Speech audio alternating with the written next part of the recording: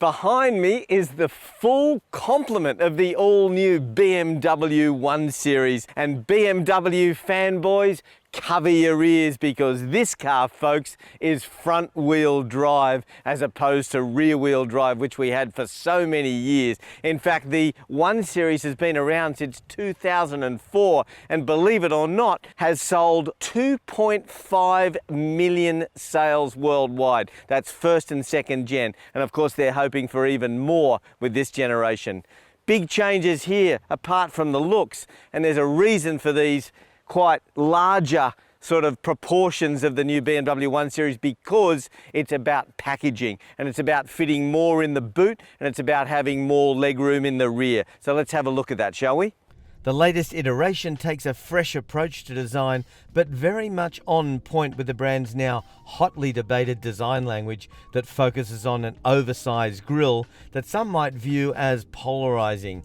The rear end, with its squatted stance and low-profile light assembly, seems far more resolved than the front of the car, to me, even on the 118i. But you be the judge of that. Either way, this is a car that looks better in the metal than any photograph can depict. The new model is taller, wider and a fraction shorter than the previous version, giving occupants more room inside.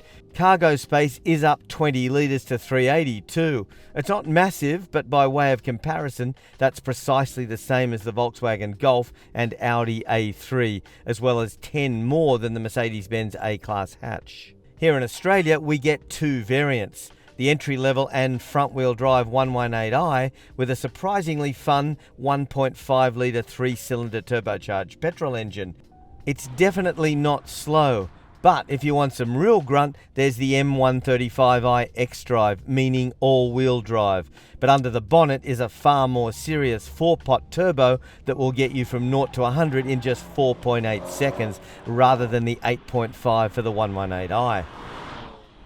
Now, one thing is very clear when you hop into the new 1 Series. They have really made a conscious effort to up the ante fully when it comes to standard equipment levels. BMW are notorious, like all the German makes, for charging lots of money for different options. Well, no longer is that the case, because right here we have two 10.25-inch screens, one for the instrument display and one for the infotainment display. All very good, although I do think other makes have got the instrument display a little bit clearer, if I can just say that. But this infotainment display is absolutely fantastic, as is the materials used inside this cabin. This tech material that flows all the way down to here, it really bodes well with the entire cabin and really is quite a departure from the standard sort of plastic stuff. And I think they have really tidied up this centerpiece here, so it's even less complicated than it was before, and trust me, it was never complicated. And they've even added a knurled switch for the volume switch. Down here on the center console, that's tidied up too. It's a lot neater. This blue stitching here, this material that you get, I really like this. It really goes well with the grey, and of course there's the matching stitching on all the edges of the seat. There's just so much room in here. Headroom is extraordinary, given you've got this massive sunroof, this panoramic sunroof, and yet there's still tons of headroom. It just feels spacious. I really love this standard M Sport wheel that they've got in here. It's back to the old school BMW M wheels that you used to only get on things like M5s and all that. Just a really good job inside, and certainly up there with its rivals from Mercedes-Benz and Audi. Honestly, no one is going to bat an eyelid over the fact that the latest BMW 1 Series has gone front-wheel drive, and truth be told, this is a far more resolved and classier car than the model it replaces. There's a ton of tech on board, and it feels premium all round. It's also more practical and more comfortable.